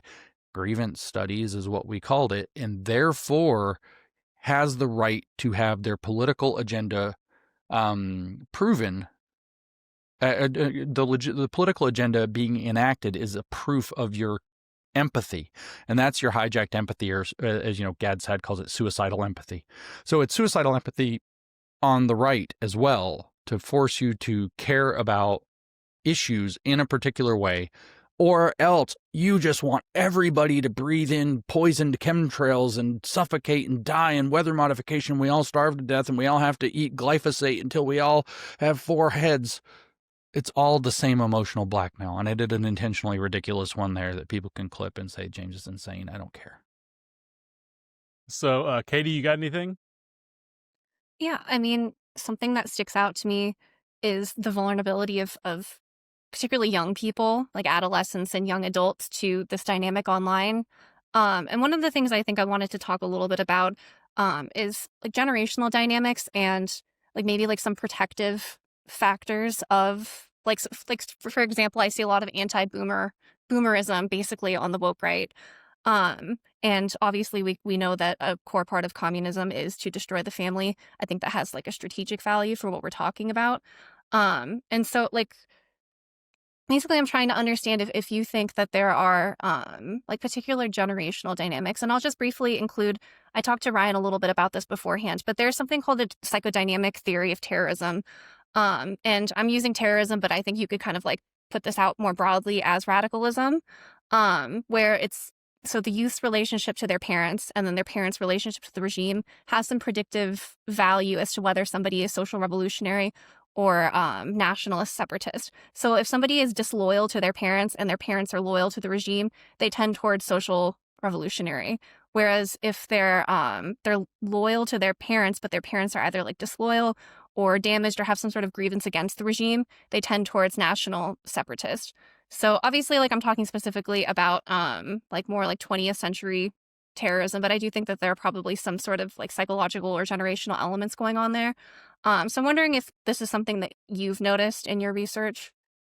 Yeah, I mean, it's central. I just see, I mean, most people credit as like the grandmaster of this as being Mao Zedong with the Red Guard, right? So the history there, the short version of the history is Mao takes power in 1949. He runs a ridiculous communist regime up until 1960, at which point they're ass deep in his latest cockamamie campaign that was called the Great Leap Forward. Preceding that, you had the 100 Flowers campaign. Preceding that, you had the Socialist High Tide. You have all this like really over-the-top attempts to force communism, and it's all bad, right? But everybody's silenced as a result of the 100 Flowers campaign and the following anti-rightist campaign that was the biggest purge that Mao ever did by 59. So then 59 going into 60, going into 61, they had a really bad winter. One of those two winters was really bad. And so you end up with what's called the Great Famine. Like, it's argued how many people died, but the conservative estimate is 55 million people died. The more realistic estimate is somewhere, north of 70 million, 80 million, and then the generous estimate is maybe 100 million or more people died in this single, basically, year. And it wasn't murders. It was mostly starvation. Some of it was exposure to cold. A lot of it was suicides. Surprisingly, very little of it was disease. Actually, it's horrifying to read the history of the Great Famine. The reason people didn't die of disease is because they didn't live long enough to get sick because they were too busy starving and freezing to death. Yeah, just let that one sink in. Okay, so Mao loses power over this. He's still technically in charge, but like he's not running the show anymore. So he gets replaced by Liu Shaoqi in terms of actually operate. So Mao's chairman, but he's no longer the premier of the CCP. And so Liu Shaoqi starts running the show from 62 to 67, and Mao actually working with his friends that are and loyal friends that are still in the army starts propagandizing the youth to do a youth rebellion, which he launches in August of 1966, which is called the Red August. The kids go out, some of them literally children, some of them middle school, some of them high school, some of them young college students, and some just outside of college, just after college, go out, they murder, I don't know, a couple thousand people in Beijing. They're destroying property like pretty much unchecked. They're given the right to do whatever they want. If the police go to intervene, the directive from the Cultural Revolution group is that they're not to be touched. And Mao is pushing this with the message to rebel is justified. And the claim was that the Communist Party had become itself corrupted by capitalists and needed to be purged. And so these young people become the model. So everybody credits Mao with having created like the generational rebellion. The motto was smash the four olds. So you think of all the old elements of society, those are the secret poisons that have to be purged to make the communist society pure enough. And the logic was that the younger generation at that point, so we're talking, 66, he took power in 49. So we're talking, up to the age of 17, these are kids who grew up entirely under communism. They have no memory whatsoever of the before times. And so Mao's idea was that since they have no memory of the before times, they have no value in the old values, the old ways of thinking, the old ways of doing things, the old customs. So they'll be willing to destroy them. So there's we credit this to Mao because he understood something, but all of the tyrants of history understood this. The Hitler Youth was built for the same reason. The BDM, which was the young women's division of the Hitler Youth, did this. It doesn't matter whether we're looking in Hungary with the green shirts, or we're looking in Italy with the black shirts. We could go across the the list. We could look at the little Octoberists in Soviet Union. You have this idea of creating the youth movement because they don't understand or value the old ways, right? And so we have this generational split in our society roughly at the beginning of the millennials. And here I am as like the most juvenile of juvenile Gen X.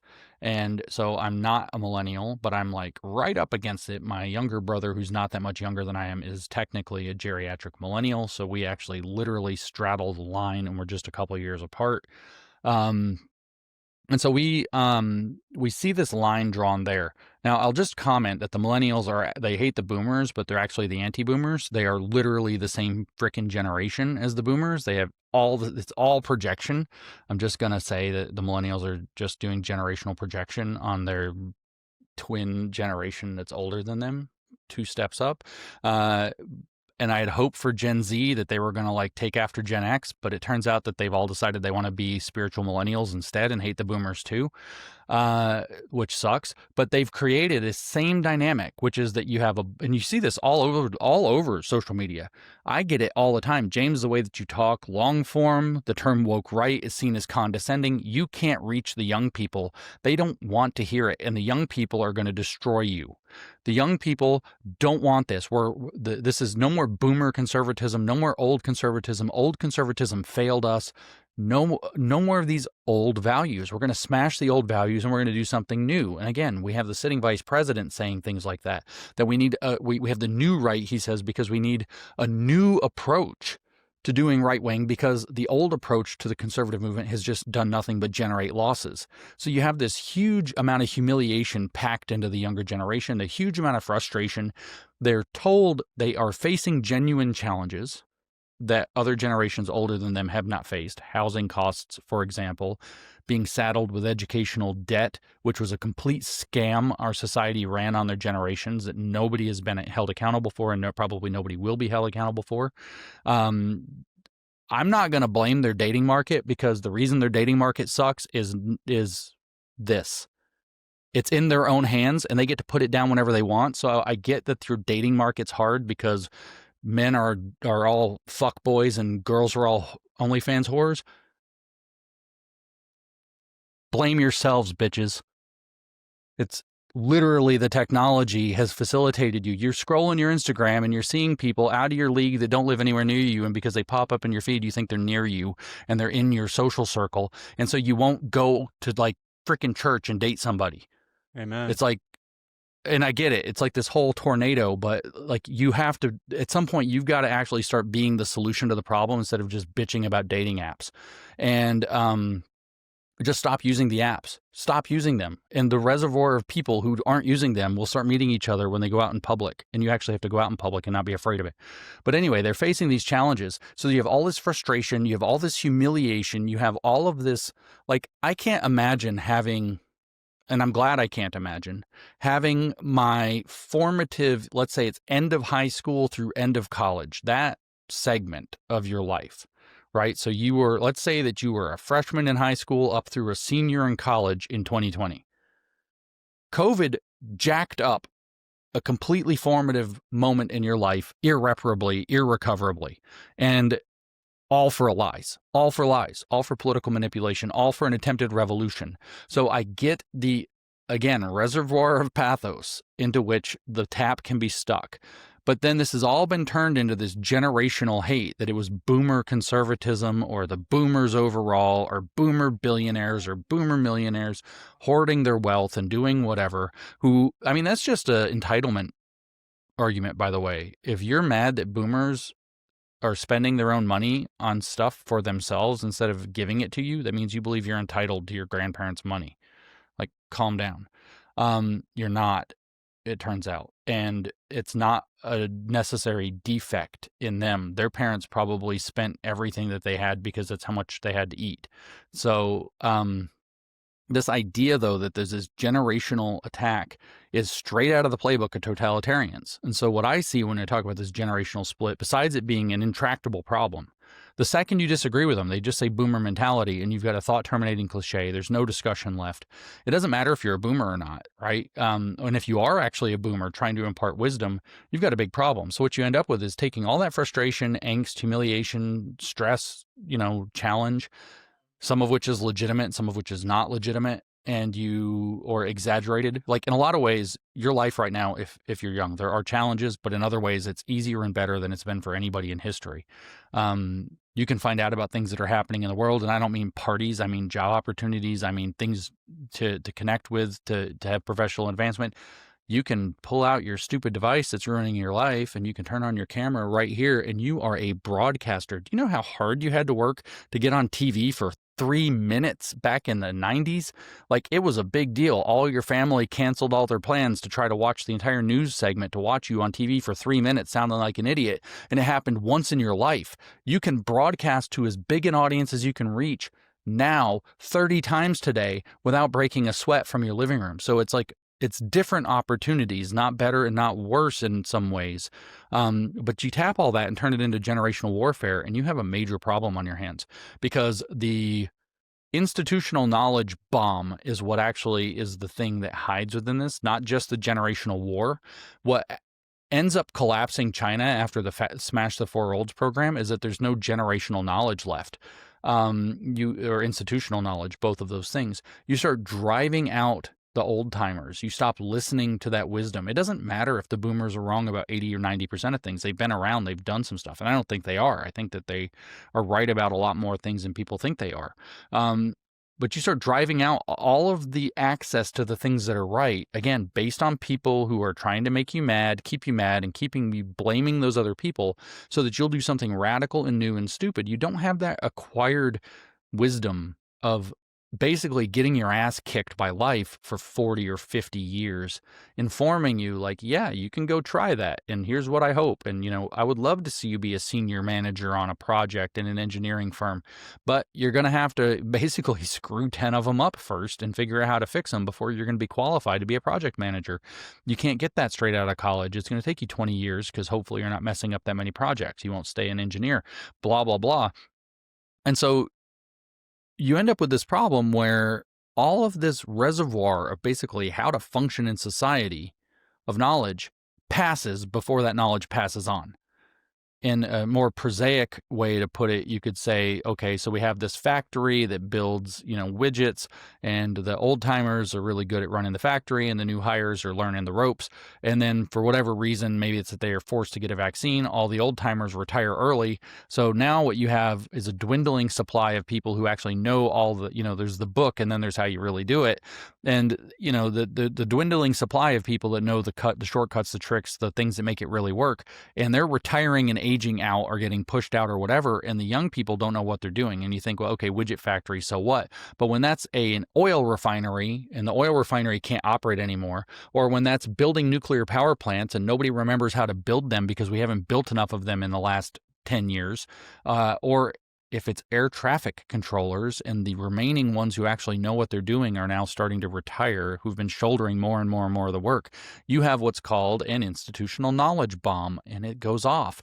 And so what this generational warfare creates is an institutional knowledge bomb for your entire society, where all of a sudden all you have is a bunch of radicals in worsening conditions who do not have the capacity to stabilize the society. So as things get worse, they get more radical. And what you end up with is this bomb going off, and you have a collapse of your society.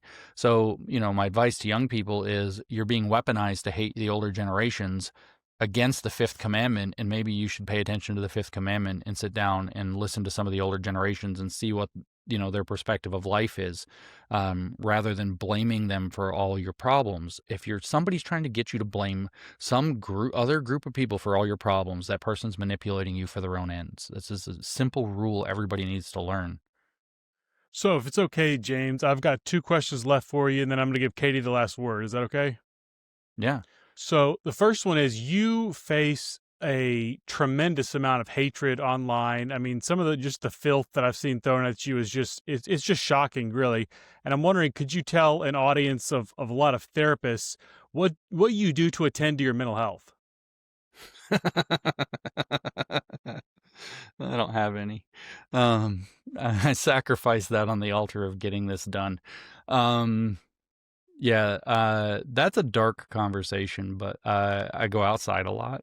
I stay focused on my rather shrunken list of loved ones, particularly my wife, to stay connected and grounded to reality and to other people. I put this down way more often than my social media activity appears. So you can do this cool thing where you type your tweet, and then as soon as you push send tweet, you don't even look. You don't even look. You just go back outside, and you're outside and you're exercising, you're doing yard work, you're just chilling, you're on the porch, you're reading a book. Oh, I have a great idea for a tweet. You pull out your phone, you tweet, you put it back in your pocket. You don't look at it again. You just go back to what you were doing. You can do that. You can post and ghost. You don't actually have to get sucked into the vortex, right? And so putting that down helps a lot. I spend a lot of time exercising, though, out in the elements. If it's sunny, I go out in the sun. If it's raining, I go out in the rain.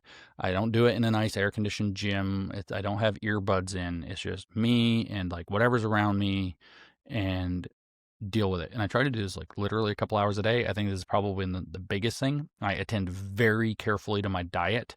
I found that when you start getting mentally off, if you let your diet get off, everything spirals. I shied very strongly away from mind-altering substances of any kind short of caffeine. I still have my coffee or whatever, but I drink very, very little. That helps a lot. Guess what? Alcohol's a depressant. So you start to drink, you feel a little better, you have the GABA thing going on, things get good, your inhibitions go down, and then all of a sudden you realize that you're miserable. You don't want to be there. So drink very little. Like I said, a lot of outside time, and there's a whole element. One of the biggest things that helps is to realize that it's very hard. People say, you should be proud. If people are mad at you and hate you, it means you're probably, if they're bad people or whatever, doing something bad, you're probably doing something right, and you should feel proud of yourself for having enemies. Psychologically, it doesn't work that way. Maybe some people can do that. I don't know. I don't think so. It sucks to get hate all the time, but you can also realize that a lot of it's fake, a lot of it's purposed, a lot of it, to use the phrase, is it's nothing personal, it's just business. They have an agenda, they need their agenda done, I'm in their way, so they have to be mean to me. A lot of it's 15-year-olds who shouldn't be online, a lot of it's Russian bots. And so by detaching from the reality of some of that online, I've told young people for years, I would get asked at different events I would speak at, what's your advice for young people? And I would tell, one of the things that I would say almost every time is something to the effect of everything that happens online is fake. Everything that happens online is fake. That's obviously not true, but it's a really good heuristic, right? It's a good rule of thumb. So, it's helpful, especially, with my wife. I'll be like, well, no, they're doxing me again today. Ha ha ha ha, or whatever. It's sort of funny, sort of. And whatever it happens to be, oh yeah, 7 death threats today. That was fun. And you try to make jokes out of it and whatever, and humor helps a lot. I understand why, it's kind of a stereotype. Maybe it's not fair to say, and somebody probably get mad, but the Jews have this kind of dark humor. It's I kind of get that now. I sort of get that. And maybe my humor is going to get more Jewish.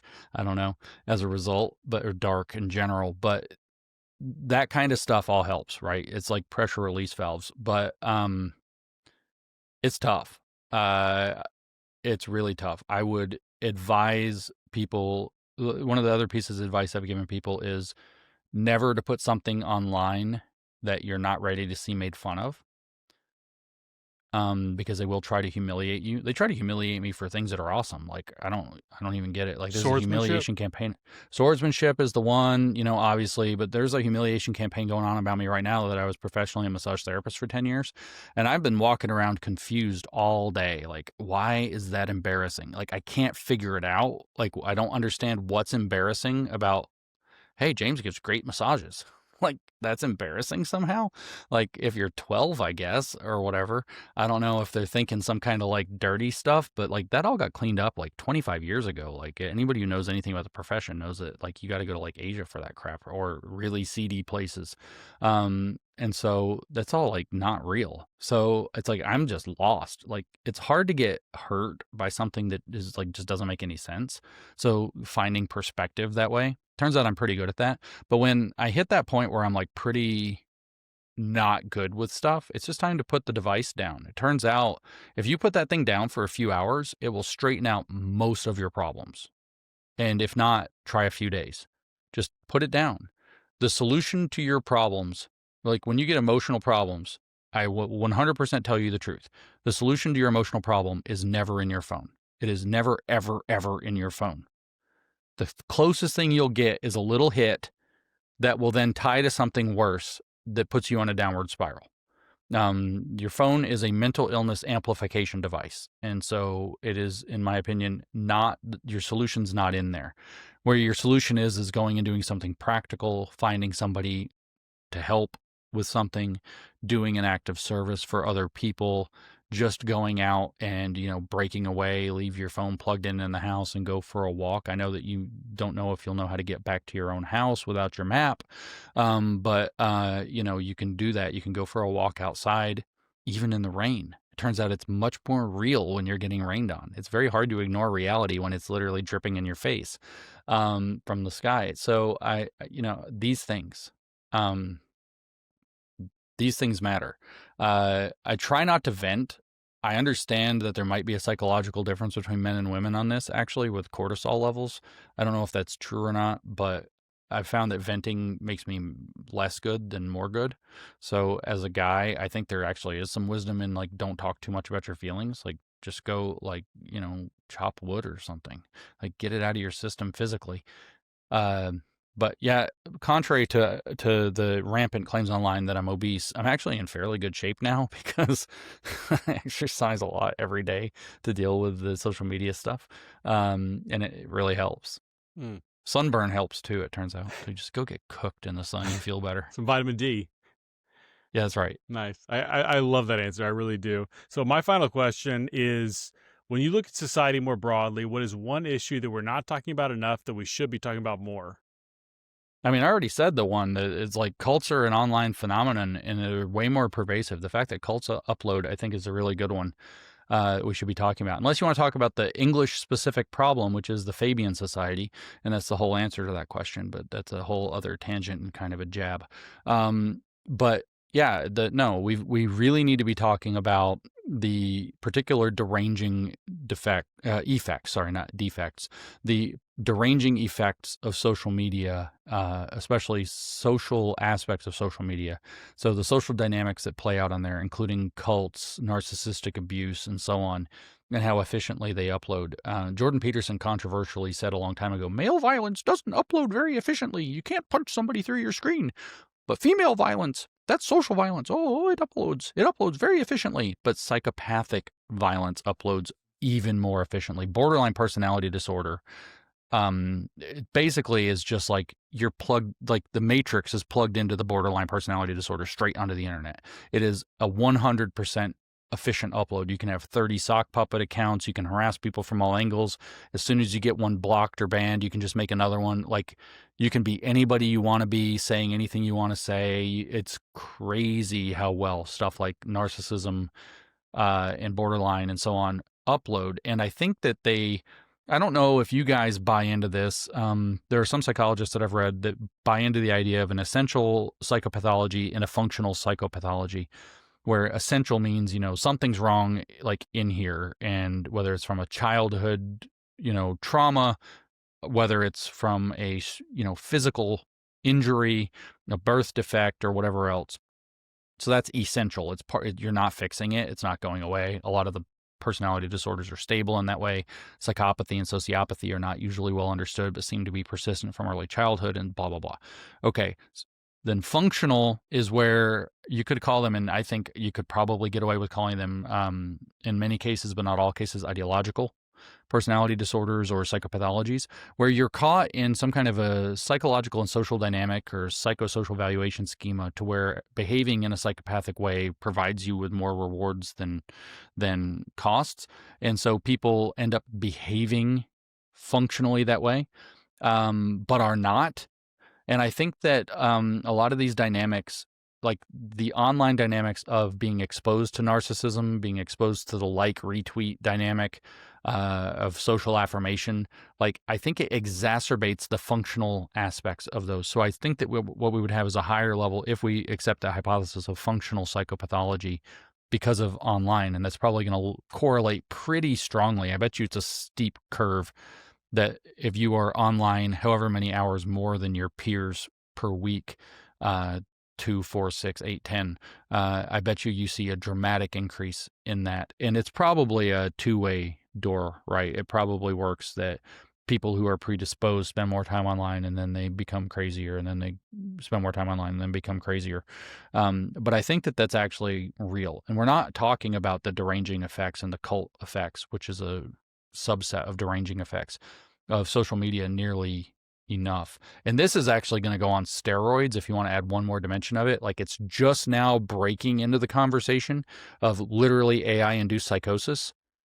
But we're going to see properly nut job people who got talked into being complete nut jobs by considering an LLM their therapist.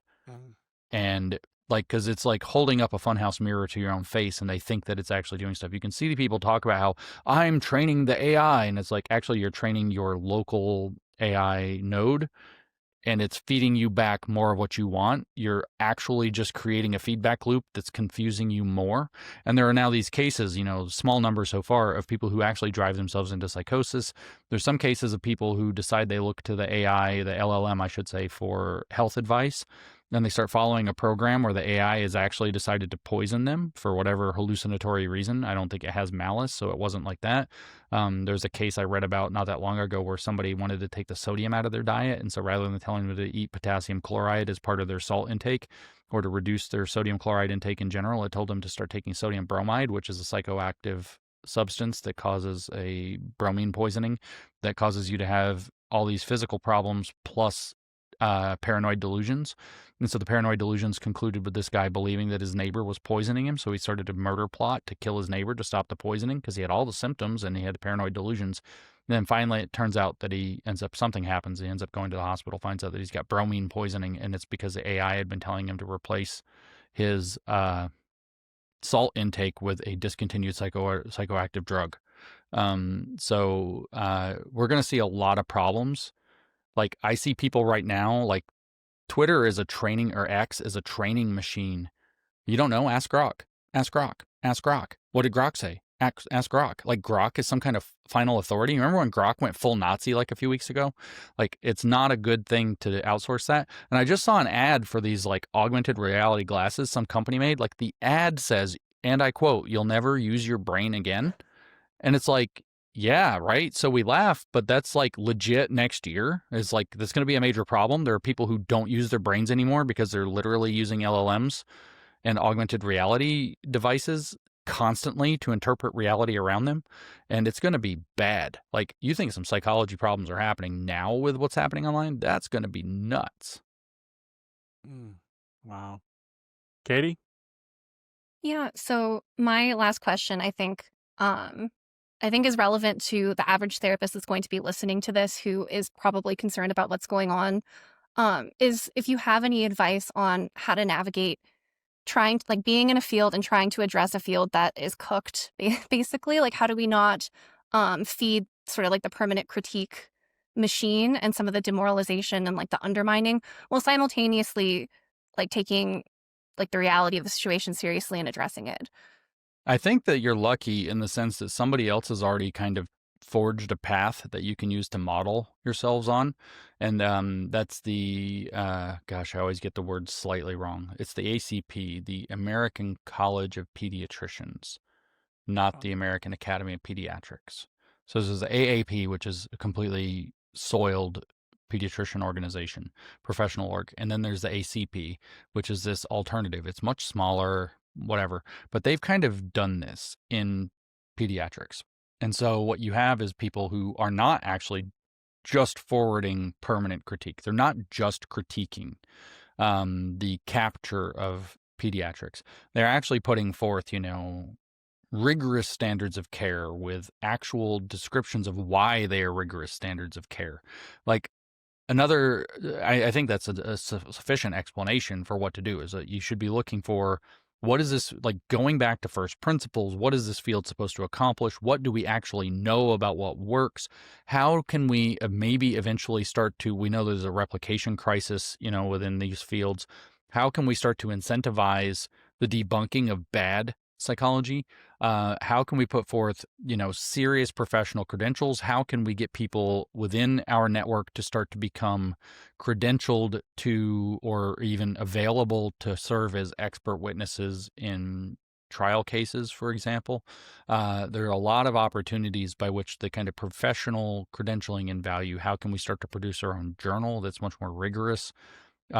These kinds of activities will all start to set that foundation of something that allows the field to start to recover. You're going to get attacked like crazy for it, but the nice thing is there's kind of like two sides to what you can do. I don't want to call them a Mott and a Bailey because that's like disingenuous, but you have a safer activity, which is just to cultivate rigorous professional standards, and then you have the like go out and try to change the profession by getting stricter requirements for licensure or license renewal, or trying to get bogus. It'll be first easiest to get continuing education programs that are bogus taken down before you start taking on like the primary colleges.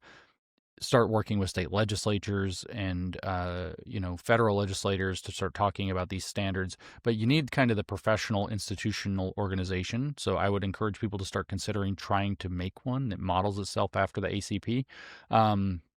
Another piece of advice would be, imagine that you, as a therapist, got asked the same question about, say, how a different field like education could start to organize to fight back. So by taking the kind of personal thing, because you said, what's the advice for somebody who's in a profession that's cooked? What are they going to do? Well, if you take yourself out and say, well, what advice would I give to some other profession? You might start to generate different ideas. You get a little bit of that so-called critical detachment or critical distance that allows you to think of it. And if it was education, what would you say? Well, you'd immediately, anybody who's got any sense about it would immediately say, well, we need to be looking at common sense educational practices that get back to basics, that deal with what was the purpose of education? Well, it's to impart knowledge about, useful skills and whatever, mathematics, reading, and so on, for the kind of advanced society and economy that we have or that we want to build. And so if we get back to brass tacks, number one, then we start looking at, well, what rigorous methods of pedagogy have succeeded in the past? Where did those get hijacked? How do we start putting out rigorous standards? How do we start creating avenues for people to do alternative things based on those rigorous standards? How do we create networks of support for the people that are trying to intervene professionally? You're going to end up coming up with a broader list of things than what came out of my mouth off the top of my head that actually start to build that system for yourselves. There's a really interesting truth about finding out truths about reality, and that is that we can't do it alone. I mean, you could have an extremely talented, investigator who finds out a lot about reality on his or her own by looking and studying and methodology and whatever. But the fact of the matter is that institutions matter quite a lot. The left has understood that and has captured or poisoned most of our existing institutions. I'm not a big parallel economy kind of guy, but I do believe that having networks of people who are committed to trying to work out rigorous standards, who are committed to trying to keep the subversions out, and keeping it on that firm ground of realistic, maximally objective. Obviously, you have to be optimal with your objectivity. You can't be perfect with your objectivity, but we're trying to bring things to rigorous, kind of proven back to basics sort of approaches. My opinion about the field of therapy, just as an outsider looking in, is the same as my feeling about the corporate consulting, is the same as my feeling about education. In the last 30 years, a lot of what's enabled a lot of this rot is that every one of these fields got colonized, not necessarily by the long march through the institutions, although that definitely happened, the leftist incursion, but just by this kind of like new thing fad culture. It's like, all the therapy or treatment that we've done for this, it's easier to do this outside of therapy, but like in corporate consulting, like all the business acumen that we've developed over the last, 1,000 years or whatever, is out the window because now we have this like new thing that has a cool acronym that got packaged up by Deloitte and Boston Consulting Group for $1 million a pop to tell you with a folder. And so everybody goes and sells that for 5 years. And then 5 years later, like that's not a product anymore because all the businesses know it. So they cook up some new 5-letter acronym and then it's the wedge. And everybody has to learn like wedge or whatever. And everybody has to do it. And it's like there's this cycle of fads. And it turns out that this grifter crap from the left actually came in through a lot of that. And I feel like psychology has been really bad for that. Like the replication crisis is partly down to the fact that you are highly rewarded for a shocking new result, not a result that confirms something people already know or the disconfirmation of BS.